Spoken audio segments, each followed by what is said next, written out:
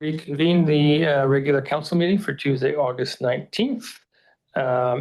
Before we start, I would, when we discuss the budget timeline this afternoon, some information came forward. It was pointed out that the date of the utility budget open house was the day before Remembrance Day on a Monday, and could potentially be a long weekend and might not get many people out. So we are proposing that we now hold it on the November 13th. So for us to do that, we need to rescind the motion from this afternoon. And that would need to be a 2/3 majority vote and then we would need bring in a new motion to amend the original motion so that the new meeting would be on the 13th rather than the 10th. That all makes sense. So Councillor Van Alphen. Thank you, Mr. Mayor. I'd be happy to rescind the motion.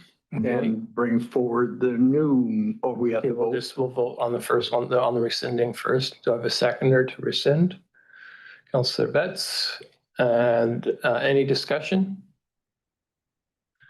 I'll call the question. All in favor? That carries. And now the new motion is on the screen there to hold the budget open house on the 13th of November. Councillor Peak. Second, Councillor Van Alphen. Any discussion? I'll call the question. All in favor? And any opposed? That carries. Okay, so moving on to the rest of the agenda, to the development reports. We have a DVP on Fisk Street, and that be our planner. Shannon Toohey, please. Good evening, Mayor and Council. So tonight I will be presenting a development variance application, DVP 25-001. This is located on 7512 Fisk Street. And the proposal is to consider the application to increase the number of farm home plates from 1 to 2, and that the second established farm home plate not immediately abut a highway or street for the purposes of constructing and siting the carriage house on the subject property. The property itself is just under 3 acres and is zoned agricultural small acreage, and our OCP designation is rural residential. It is also within the agricultural land reserve. And as we know, parcels within there are permitted to have one additional residential dwelling per parcel, as long as that floor area does not exceed 90 square meters on parcels less than 40 hectares, which this one is less of. So in front of you is our farm home plate and zoning bylaws. So the farm home plate regulation only permits one farm home plate per lot. The applicant is looking to increase the number of farm home plates from 1 to 2, with a total area of 905 square meters, which is the maximum. So they are looking to split that maximum between the two areas. And also within our zoning bylaw, it mandates that a farm home plate shall immediately abut a highway or road. With the layout of the land, we are allowing the secondary farm home plate to not directly abut the nearest road, which is Fisk, and for reasons I'll explain in a few seconds. Also with our carriage house regulations, which are separate, maximum farm home plate is 905, as I described. The principal farm home plate that's existing is approximately 740 square meters. And the proposed second farm home plate is 123 square meters. So a combined of two areas of 863. which is below the 905 recommendation of maximum. It meets the agricultural land reserve maximum floor area of 90 square metres. And it also meets the 1 hectare rule to be connected to an on-site sanitary system. And so with having to have a second farm home plate, we do ask that an archaeological report is done on the land. The applicant had submitted for this. As we know, the purpose of this report is to describe the soil's limitations for agricultural use and to demonstrate the soil suitability for its intended use. This is done through drainage testing, soil textures, fertility, stoneness. And then the data is then used to complete a report with recommendations on such items as planning and optimising the farm's potential. The application was circulated with our internal and external departments. The fire department wanted the existing driveway to meet our driveway bylaw and building code. At this point, the current existing driveway is below the standards of our driveway access bylaw, and the fire department sees this as an opportunity to bring it up to code, as did our engineering department. They required the applicant to actually submit a driveway permit before it came to council to make sure that it was actually doable. And they also had a recommendation that it be fully constructed, approved and in place as a condition of this variance prior to the issuance of a building permit of the carriage house. And as I move forward, you'll see why this has came into play. Also, our engineering commented that an earthworks permit may also still be required to construct the remainder of the site. Quite extensive earthworks had already been conducted to create a level area and also the foundation for the proposed building without any earthwork permits required. I took the application to our Agricultural Advisory Committee on the 16th of July. The following resolution was passed by the AAC, and no major issues were brought forward. So as you can see here on the map, this is an overview of the top half of the property. The proposed carriage house is the orange square in the top left-hand corner. And then we have the existing dwelling highlighted here in yellow. They are over 30 metres apart, but with the slides following, you'll understand why. So as you can see here, this is the proposed area in the northwest corner of the property. It's located on hard stony gravel area that has been assessed as limited for agricultural potential. This ridge of rock actually stems from this property and to the next 3 properties right heading north. And it doesn't encroach upon any areas that are viable for crop production.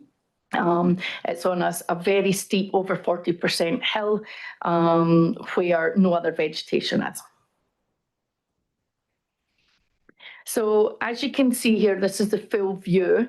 You can see here that when this lot was actually created back in the 90s, it was a homestead severance from the larger parcel. And when it was created into what we call a panhandle parcel. So you can see that due to the configuration, it would not be feasible to actually build a structure or a dwelling abutting Fisk Street, which is right at the bottom of the Panhandle. So for that reason, we're actually having to vary that regulation as well.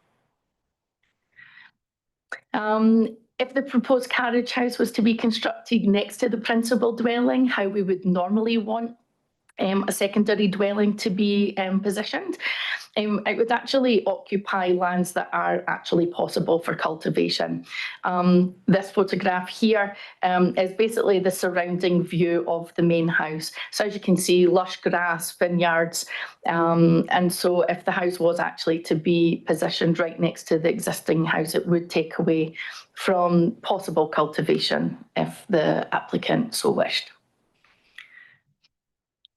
As I said, from our internal discussions, the applicant must demonstrate that an extension of the existing driveway up to the proposed site can actually be achieved. As I said, the current grading of the area that they proposed is over 40% steep. They have done some excavation to build up that area so it's actually accessible. This was one of their plans showing the grading. Obviously, you can tell by where the lines are closer is where it actually gets steeper. So it is a rocky outclimb all the way up from the proposed house up to the carriage house itself.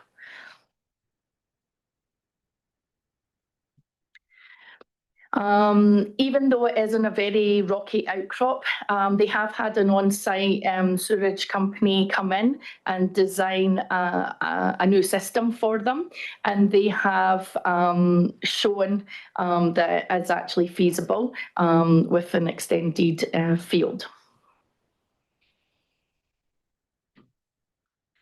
So with that, staff are recommending the following resolution. That they approve the insurance of the development variance permit, that zoning bylaw will be varied from increasing 1 farm home plate to 2, and that farm plate B not directly abut Fisk Street. And with that, I'll take any questions. Okay, thank you very much. Council, any questions? Councillor Peak. Thank you very much, Your Worship. Shannon, I was wondering about the requirement for a fire hydrant.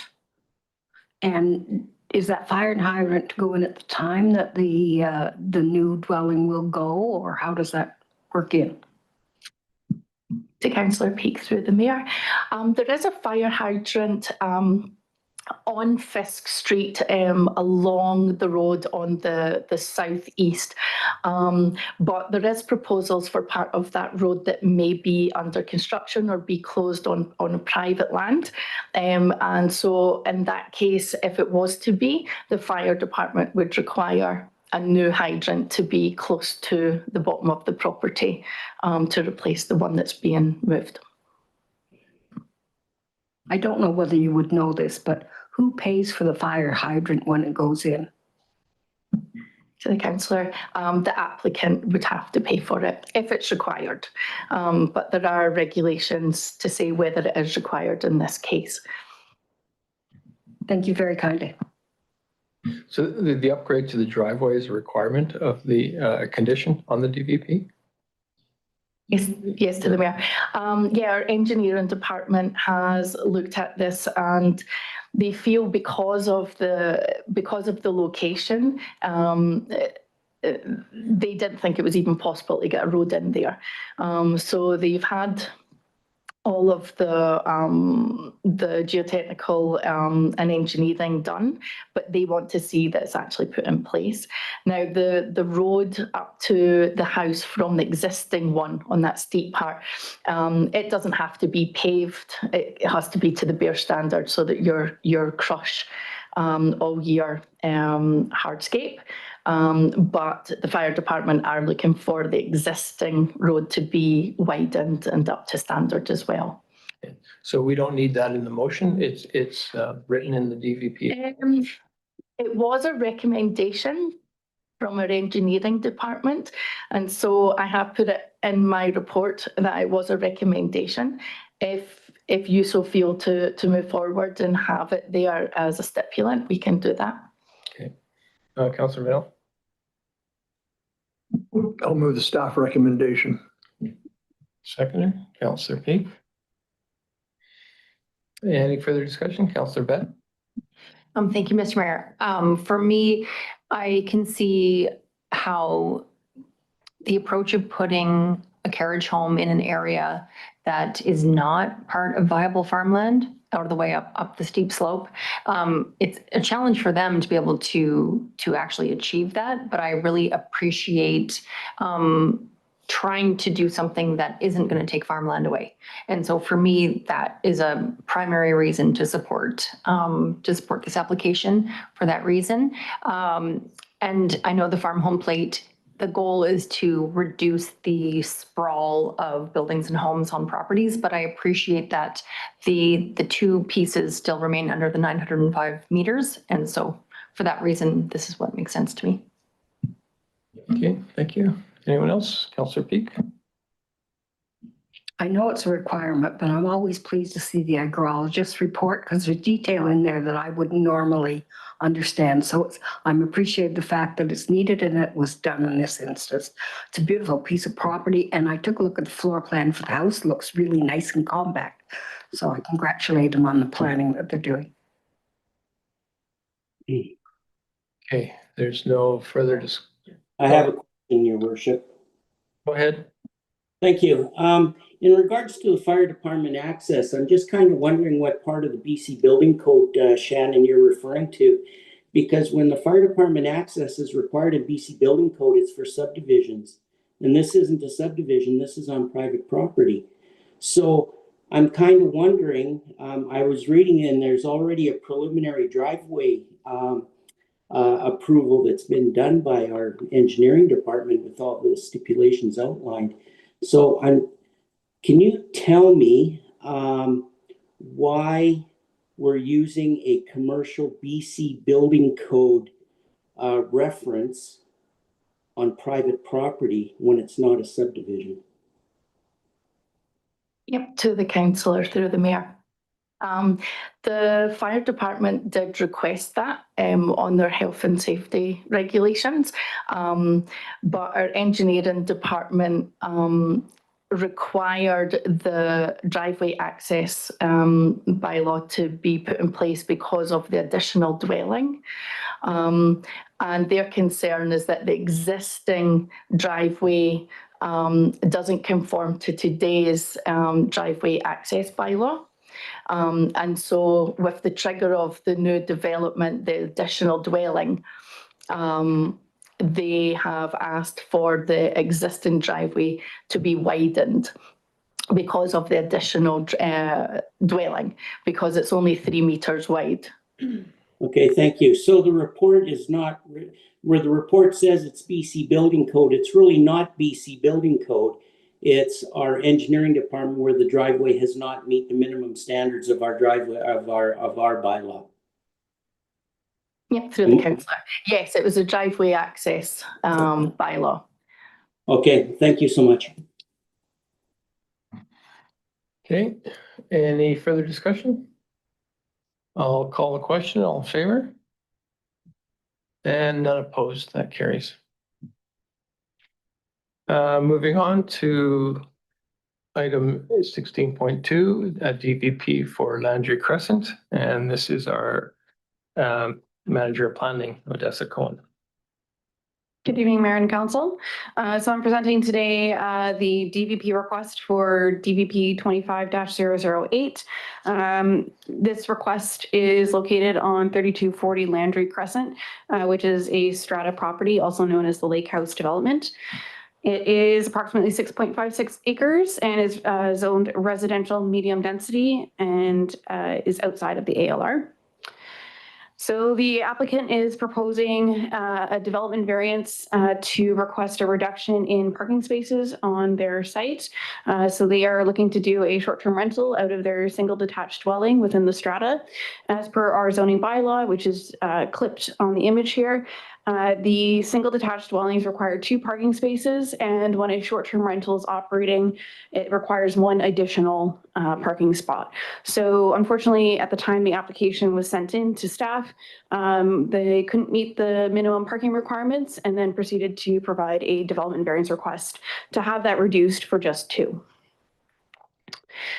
The map here is just showing context. So the strata itself is 1 property, which is identified as 3240.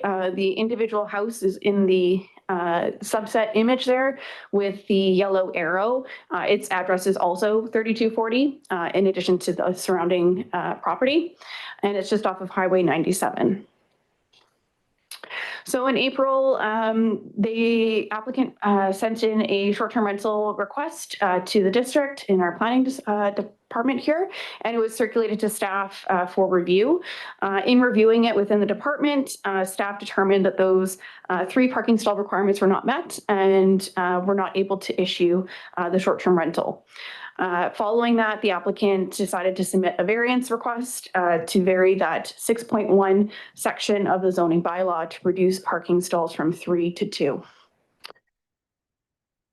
So in receiving that application, staff did an analysis of the site and the current context to better understand the situation. So the Lake House Strata development currently has 14 designated parking stalls for each of the 7 detached dwellings. As in our zoning bylaw, at the time the development was started, 2 parking stalls were required to be provided for each detached dwelling. There's also 12 visitor parking stalls, which then creates a total of 26 parking stalls within the strata development itself. Landry Crescent, which runs to the south of the property, does not offer any parking. It currently has no parking signs, and on-street parking is not permitted. With the strata development, the limited parking does create a problem for additional parking requirements, such as short-term rentals. With that being said, the strata is quite limited based off of it providing parking just enough for those who live there and operate and own dwellings. The applicant also submitted an image of their parking stalls that are designated to them, being a detached dwelling. So this image just shows their house and then what their parking stalls are and how they're designated with the signage. So with the analysis, staff looked at our zoning bylaw and also considered the applicant's request.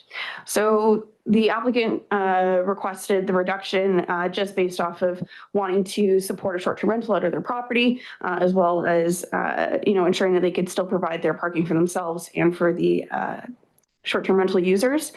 With that in mind, staff acknowledged this and also acknowledged that they've requested that they would only be renting out the short-term rental for specific days of the week. However, we do not specify in our bylaw the number of days or days per week that a short-term rental can operate. As such, it's not enforceable. And so this is something that we cannot enforce and manage and follow if someone so chooses to operate in addition to them living in the short-term rental itself. The strata, as previously noted, has not provided additional parking for consideration of short-term rentals in the strata. The parking was approved at the building permit and development stage and was provided for the immediate needs of the residents there in the strata. Due to the limited number of parking spaces and no permitted on-street parking, staff do have concerns with overflow from the current residents, but also from visitors who are there. And then on top of that, possible short-term rental parking requirements that could flow onto Landry Crescent, which is previously noted does not offer on-street parking. District's bylaw enforcement officer is already managing unpermitted parking on Landry Crescent. And so the variance to reduce parking could further exhaust parking needs on the strata, pushing parking onto Landry and further straining bylaw enforcement resources. As such, varying the bylaw to allow for a reduction in parking would likely further limit parking for visitors and users of the strata and reinforces the need to ensure priority for visitor and resident parking in this area. So as part of this, we circulated to internal and external agencies. Our internal departments had just some concerns as well with the overflow in parking. The fire department noting that there's blocked access with street parking on Landry due to the overflow of parking that we are currently seeing there and our bylaw officers are enforcing. bylaw has also expressed concerns, again, with looking at the extra parking requirements and the concerns of creating a precedence for that, the limited road parking, as well as the use of short-term rental guests using visitor parking designated for visitors and not short-term rental, as well as concerns with the validity of the claimed primary residency. Staff would like to note that we did ask the applicant to submit a letter to confirm their primary residency, which is a requirement of a short-term rental. And they have confirmed that they are in Summerland for the majority of the year and are therefore a primary resident of that dwelling itself. So we also circulated to external agencies and we did not receive any comments. We also circulated to those within 60 meters of the property, and this was done on August 7th. And we did receive a total of 5 letters, which were included in the agenda package, and all of these opposed the request for the variance from those who submitted. With that being said, staff are recommending the issuance of development variance permit be denied for the property of 3240. And I'll take questions after that. Thank you. Okay, we'll hold off on the questions as it's a recommendation for denial. The applicant has an opportunity to address council. So Melissa, the property manager, is here. If you wish to please come up and just push the red button. And if you could just state your name and it'll go red once you push the button. Yeah. My And name's then, Melissa Platty. Sorry, before you start, if you Go could state your name and civic address for the record, please. Sure. And then go ahead. Okay, my name is Melissa Platty. I live at 4803 Williams in Summerland. I'm having trouble understanding why the visitor parking isn't able to be used as additional parking.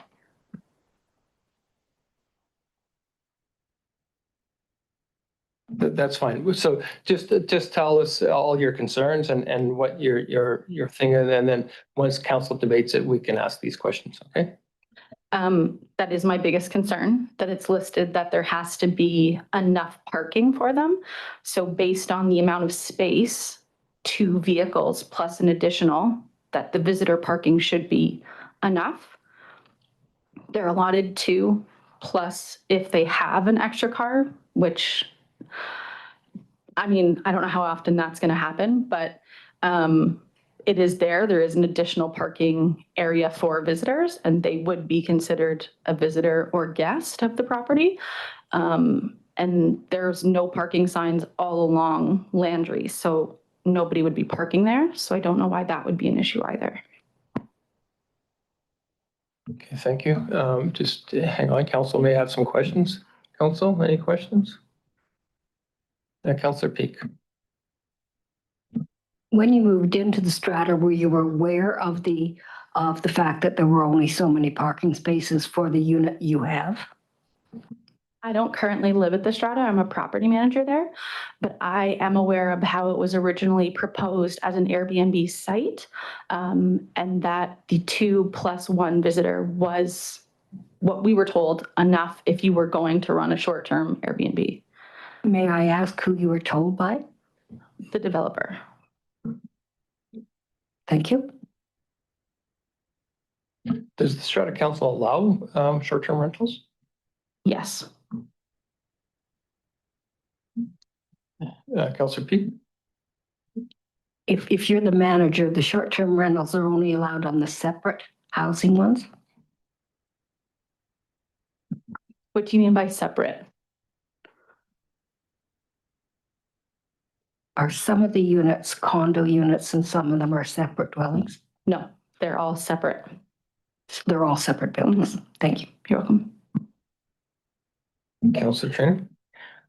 We received a letter from somebody that lives in the development, and they said, as a newly established corporation, our bylaws do not yet include any rules or regulations regarding short-term rentals such as Airbnb. Do the people that you represent know about that? Or to your knowledge, do you agree with that statement? To my knowledge, I've not heard anybody speak of that term. Most people who bought into this property were sold from the developer as it being a short-term rental property and having this great clubhouse where people could hang out, and that's why they bought into it. So I'm not sure where that comes into play. Okay, anyone else questions for the applicant? Councillor Betts. Thank you, Ms. Mayor. Just a question. I understand what you're saying about how you were perhaps sold a certain vision of the development, or whoever the owner is, right? Sold a certain vision of the development. But since that time, the BC legislation, Bill 35, came into play, which absolutely changed the game plan. I mean, I'm certain for many people, but that is part of what we're dealing with here now too. So I just think that even if that was the understanding that the people you're representing began with, that ground might have shifted a bit, which I can understand would be really 100%. challenging to deal with. But in terms of just looking at some of the feedback from the letters talking about, just asking about having time for the corporation to establish bylaws regarding short-term rentals, that sounds like something that would help the owners of this unit understand the expectations of the other owners as well. Yeah. I agree completely. I also know that if you put your investment into something thinking it's going to go this way, and then you adjust the way you're functioning to better suit it, so you have to be there 90% of the time, to then say that these 2 parking stalls plus additional visitor isn't enough, I just have a hard time understanding why. If it was okay for other people and other people have permits, why is this not being allowed? Councillor Barkle. 2 questions, if I may. You said, yeah, I presume you've seen the letter from the strata manager. No, I have not. Okay, well, I don't know if I should, but I'll summarize it. Basically, they say in bold print and capital letters that they have a strong opposition to the development variance permit. So that represents the strata, which I presume represents the majority of the residents in the location. Now, so that's that. You can't speak to it too much because you haven't seen it. We have. It's in our package. And I also don't make assumptions based on No, I mean, no, but if you're telling me that that's what someone on Strata says, and I'm representing someone who has access to these properties as well as other people who don't feel that way, then I'm not going to assume that it's the majority that feel that way. I presume that the strata has been democratically elected and passed a resolution and authorized the manager to send us a letter. Maybe that's a lot of assumptions, but anyhow, you said others have permits in this location? Yes. Can we confirm that there's other permits for short-term rental at the Landry Crescent development? We can ask staff once we've exhausted questions for Melissa. Anyone else questions for the applicant? No? Okay, thank you very much. Thank you for your time. Yep, okay. So council questions for staff? Councillor Barkle? Yes, I was just wondering about the, if there's other short-term rental permits issued for this development. Through the mayor to Councillor Barkwell. So yes, we have issued a short-term rental to a specific resident of the strata. The reason that was able to be done was because they requested the rental of another unit's parking stall that had extra parking available. In addition to the 7 detached dwellings, we also have a number of duplexes. And at the time that this property was developed, 2 parking stalls were required for a duplex. That has since changed, so our current bylaw does not reflect the current situation at the time when that development was done. But in having those 2 parking stall requirements at the time the development was created and put through, they had an extra parking stall. So staff discussed this and said that in renting that extra stall from a duplex owner for the use of a detached owner in the strata, that would still satisfy the parking requirements of the detached detached dwelling, but also satisfy the parking requirements of the duplex. Okay, thank you very much. Okay, thank you. I'm not sure who was first here, but Councillor Peak and then Trainer. Thank you. So this is actually a detached building. It's not a duplex, which was the detached that I was trying to get to when I was speaking to Melissa. So it is detached. Thank you very much. Just for clarification, can we permit Airbnbs in a strata if they don't have bylaws yet that are set up for that? Through the chair to Councillor Trainer, yes, because technically we do not enforce the strata bylaws. Those are operated separately. So as long as they are able to meet ours, we can approve it. But if the strata council decides that they cannot, then that's the next step that they would have to come up against. But we can still say yes to it from the municipal government level.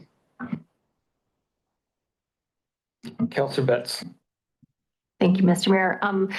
Odessa, just trying to reflect back on BC Bill 35 and I thought that when my understandings, and this might not be in the actual legislation, so this is why I just want to ask about this, is in terms of residents being present on site, is it the matter of for example, a 90% residency time amount in the year versus being on site, having the permanent resident be present on the site so that that secondary dwelling is essentially managed by people being on site?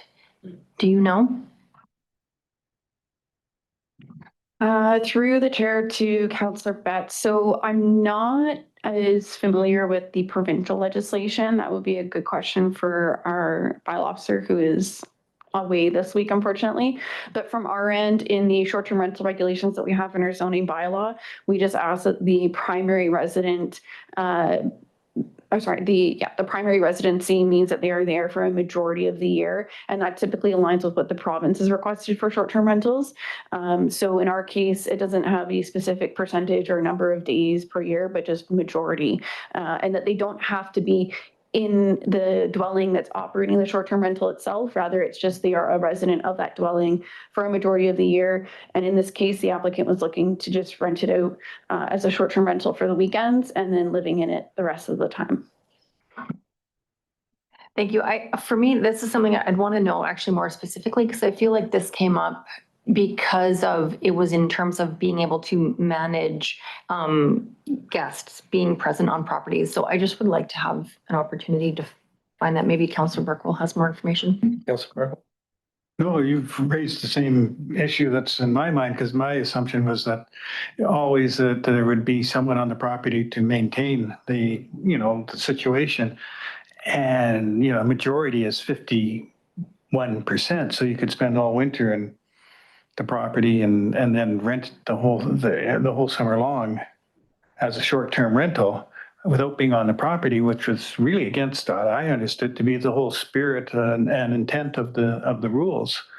And I think this has come up for discussion before, and I had just assumed, but maybe incorrectly, that you had to be on the property all the time as not a situation like this where you rent it out. So that's another issue. I guess what it comes down to here really is the parking regulations, and they give an awful long list of reasons why that the strata is opposed to this application. And we also have letters from the neighbors. It's unfortunate that the applicant didn't have a chance to view those and respond, but we kind of know the response, I suppose. It comes down to parking.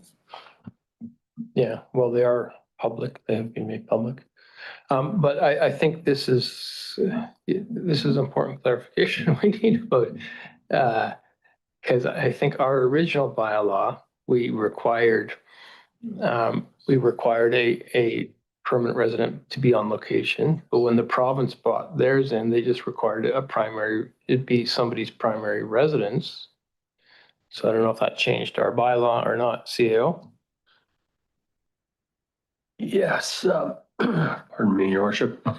I believe our original bylaw was that you had to be on site of the property So you could be in a different residence on the property, perhaps. But, or you could be you have a long-term tenant or a third-party management company. And that was, sort of managing the property. That was restrictive, actually, compared to communities around us. And when the province came out with theirs, they come out with this terminology about being a primary, you have to be on site as a primary residence for the majority of the year. That's correct terminology, but I don't have the details in front of me as to what the interpretation of that is. I know that bylaws of communities, it's considered a floor. The province set the floor requirements, so at least that. And then the idea is municipal bylaws can be more restrictive than that. But I know that our planners are looking at the details as we speak. Yeah, well, presumably if you scan that and if it conforms to our bylaw, then that's fine. But I thought, I was kind of under the impression that our bylaw didn't allow that. Councillor Peak. I agree with the discussion. That was my understanding as well. And we actually denied one on Lakeshore because they did not live in the property. They were next door and wanted to supervise the property beside them or one house over. So I would appreciate some clarification. Because, if it does conform to our bylaw, then really, there are 2 parking spots for the guests. Right? There's, because the owners aren't there. But that's why I think it maybe doesn't conform to the bylaw. But if it doesn't conform to the bylaw, then that's it's a different issue. It's not a DVP. They shouldn't be approved because it doesn't conform to our short-term rental bylaw. Councillor Barkwell. Yeah, that's not sort of how it's presented, but the other part of the equation is, okay, if it's a development variance permit, then we take into consideration of the neighbors, right? We always look, how is that going to affect the neighbors? Is it a 6-inch, variance for property line setback, or is it something that is going to be more intrusive? So in this case, I kind of feel that the weight goes with what the neighbors are thinking. But then they could rent another parking spot from one of those neighbors, and even it doesn't matter how much the neighbors complain, they can still go ahead with it. That's why I really question whether it does conform with our short-term rental bylaw or not. So that's a big doubt there. And really, if the neighbors are upset about this, then why don't they pass a bylaw outlawing short-term rentals? So what's it got to do with us? Why?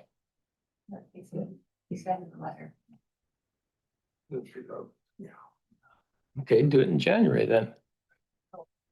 Yeah, Councillor Beth. Thank you. Actually, my understanding from one of the letters was actually requesting, so it says, our bylaws do not yet include any rules, regulations regarding short-term rentals such as Airbnb. By law, we are unable to institute or amend these bylaws until January 2026, which leaves us without a practical framework to monitor or address issues that may arise from such rentals in the meantime. So, they have their first annual general meeting scheduled for January 2026. We hope to address these issues then and pass the necessary rules. So, I understand that, but they're asking us to kind of get in the middle of their process, which is separate from what we're doing. I just want to understand where we stand with our bylaws and the provincial bylaws.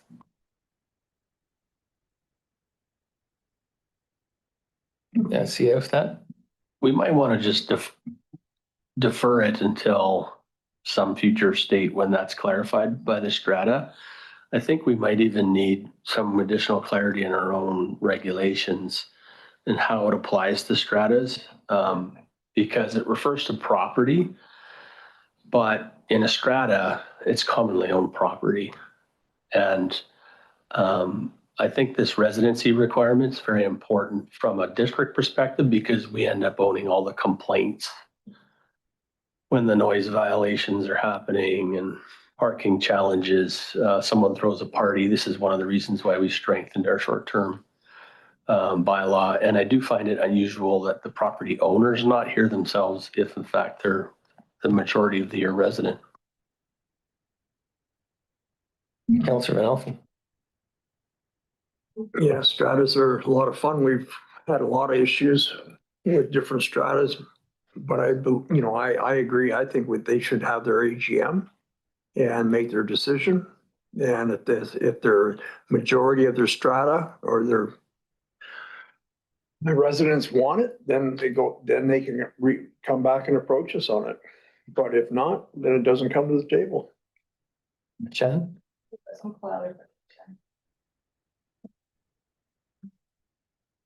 So in our zoning bylaw in section 7.2 for short-term rentals, the very first item A does state only one dwelling on a lot or a strata unit, which 3240 is a strata unit, may be used or occupied for short-term rentals in any calendar year.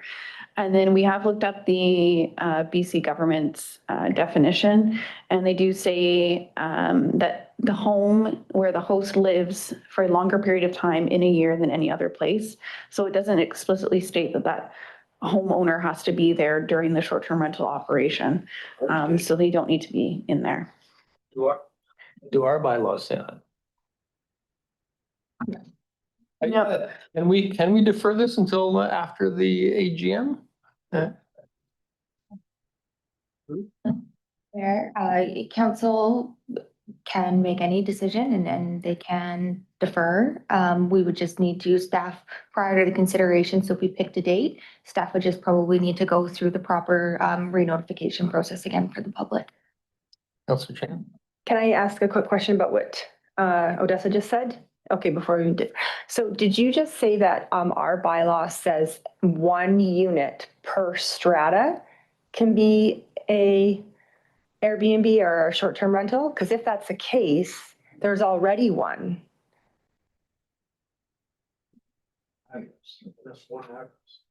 No, she said per strata.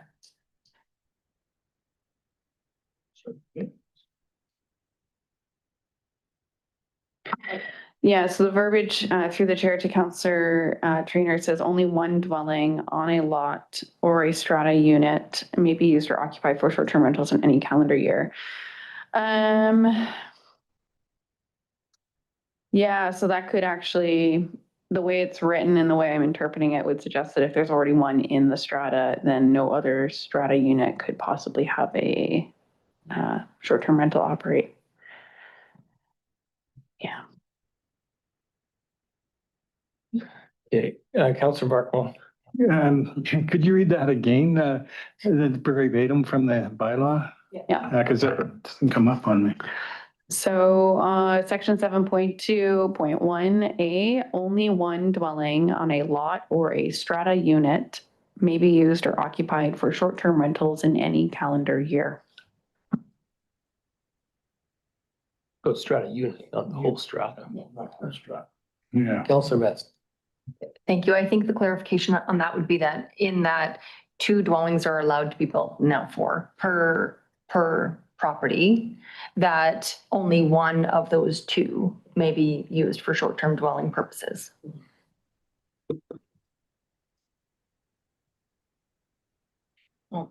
Councillor Patton. Thank you, Worship. Yeah, it's very confusing. And I'm on the same page as the rest of you, where I thought that the primary resident had to live in the house in which whether you had your short-term vacation rental or your bed and breakfast. And so I guess my question being is if Bill 35 has come in, has changes happened to the zoning bylaw in regards to short-term rentals that we were not aware of, is number one.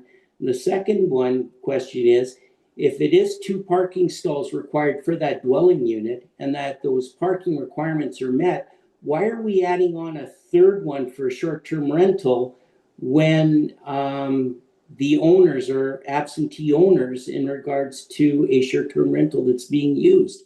So you're asking for 3 parking stalls that is over and above what we would ask for 2 parking stalls for that same dwelling unit. So I have to agree, it's really confusing what's come about here. And I'm not sure if I agree where maybe we have to defer this. Councillor Nelson? I'd like to put a motion on the floor that we defer this until after their AGM. You need a specific date? Corporate office, or is that good enough?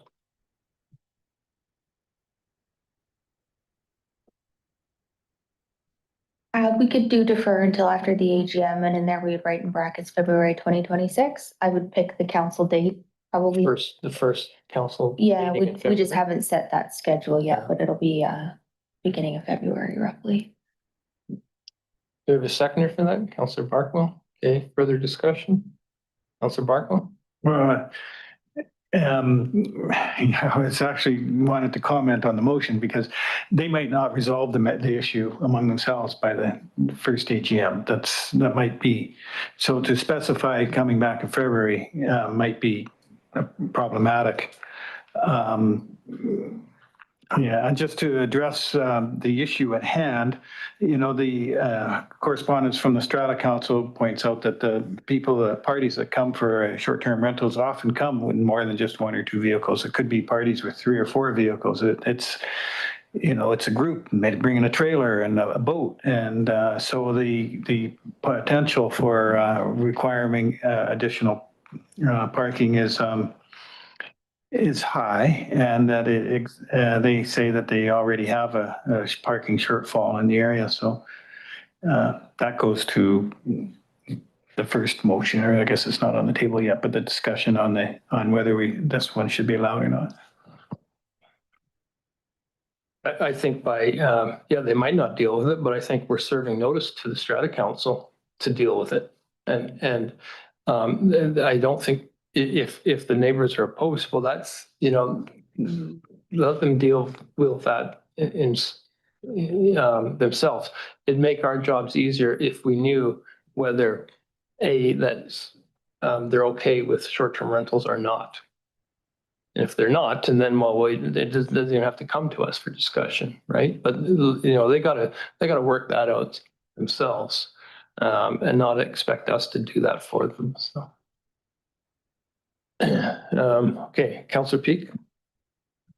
I'm concerned that February date doesn't give time enough for us to know what the decisions that might be made at the Strata on January 26th would be. I think that may be a little bit early. Well, we can find out, no?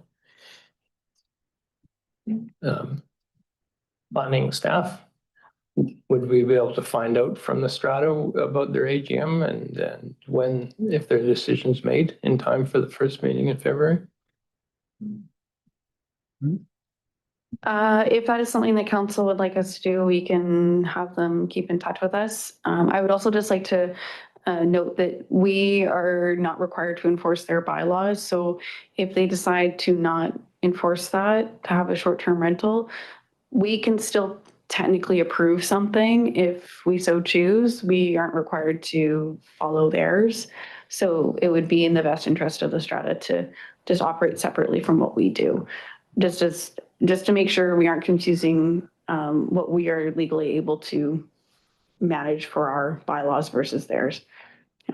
No, I understand that, but when you get letters from neighbors who are complain, that don't want an STR next to them, well, they got to take that to the Strata Council. The Strata Council has to decide in a democratic process amongst themselves, amongst the whole strata, of whether they're going to allow these or not. And then it makes our job a lot easier, right? So, Councillor Van Alphen. I was under the assumption, though, if Strata Council votes unanimously to make a rule, it's their rule, it's their strata, and that trumps us. No? No.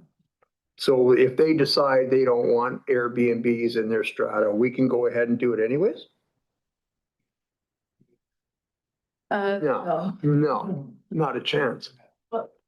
Yeah.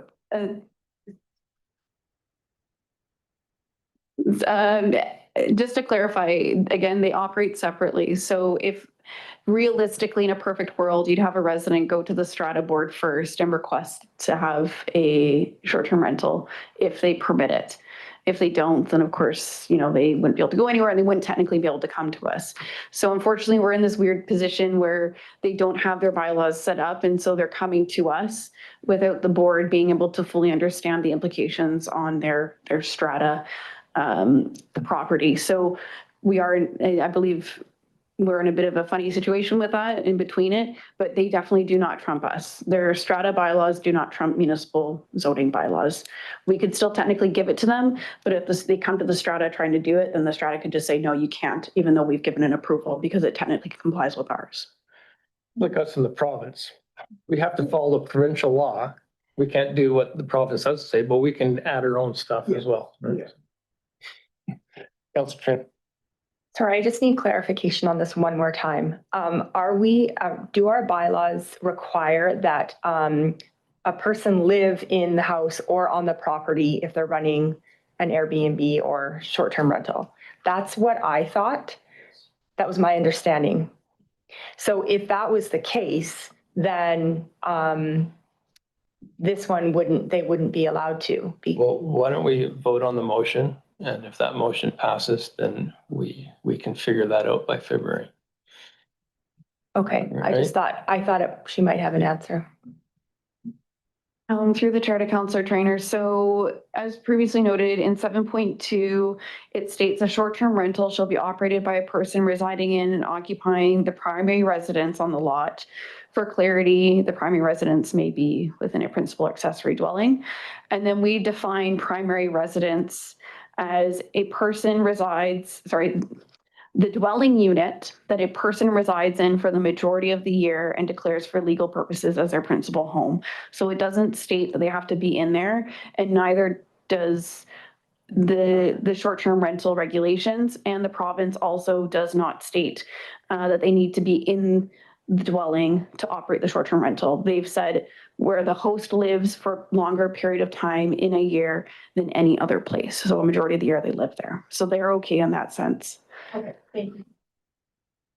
I think we changed that when the province brought in its new law, and that's to accommodate like the Ironman, situation where people will rent out their house to the athletes during the Ironman, that kind of stuff, which people used to do.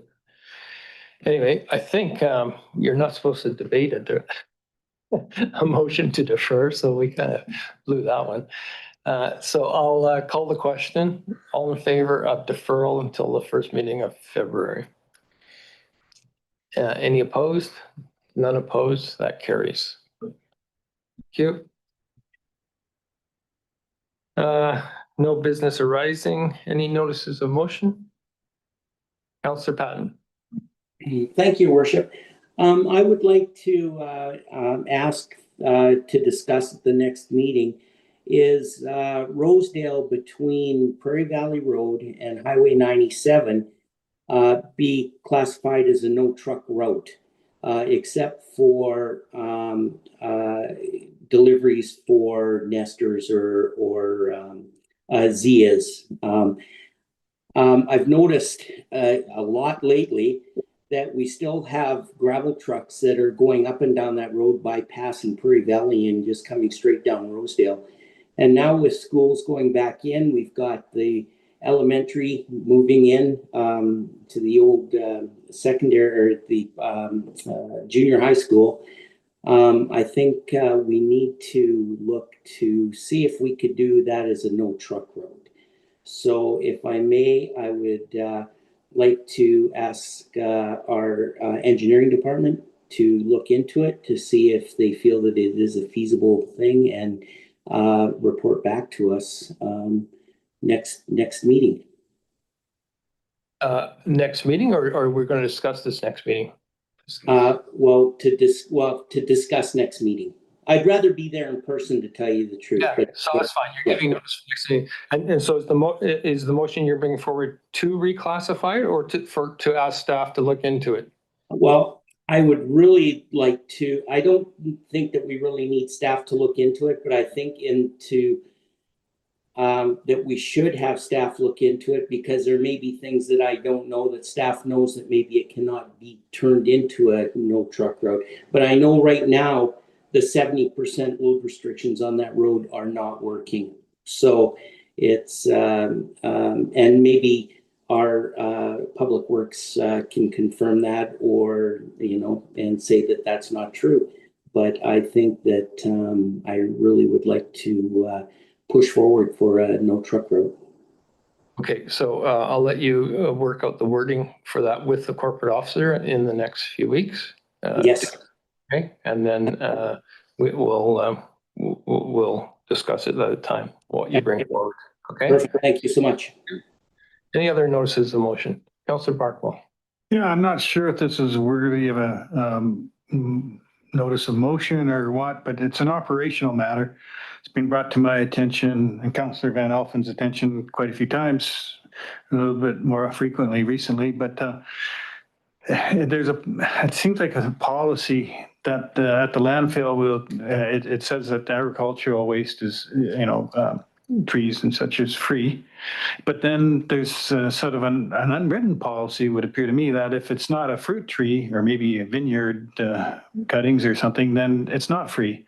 And I keep hearing of examples where farmers have, for the various reasons, clearing the land, encroachment, fire mitigation, cleaning up stuff, that they've got material that is not necessarily a fruit tree, but it came from the farm, and they feel it should be free as farm agricultural waste. And I have to agree with that. The reason that has been given, one of the reasons anyway, behind the free agricultural waste is from the fire department, because if it's not brought to the landfill for proper composting, it's going to be stacked and burned, and burning is to be discouraged. And so in order to discourage the burning and encourage the composting, we should have free, we should include all materials from agricultural properties.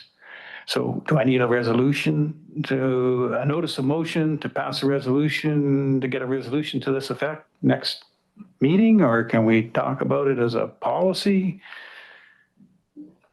Well, I would suggest first would be to talk to the CEO to get clarification on exactly what our policy is and what the practice is. And maybe after that, if you feel you need a notice of motion, you can go from there. Okay, I'll speak to the CEO during the week and we'll figure out, well, I know what the practice is right now, that they don't accept it. So where that comes from, we'll have to figure out. Okay. But if it's a policy issue, then you might want to bring forward a notice of motion. But if it's just an operational matter that needs to be worked out, then the CEO can probably work it out. Councillor Van Alphen. Could you be so kind as to include me on those emails, please? I appreciate it. Thank you.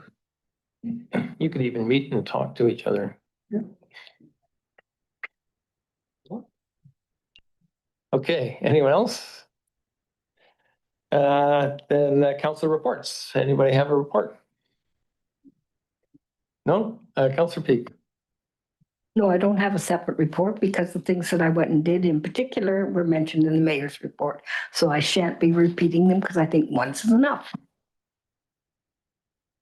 Okay, and none else, then I'll ask for a motion to adjourn. Councillor Van Alphen, Councillor Betts, all in favor?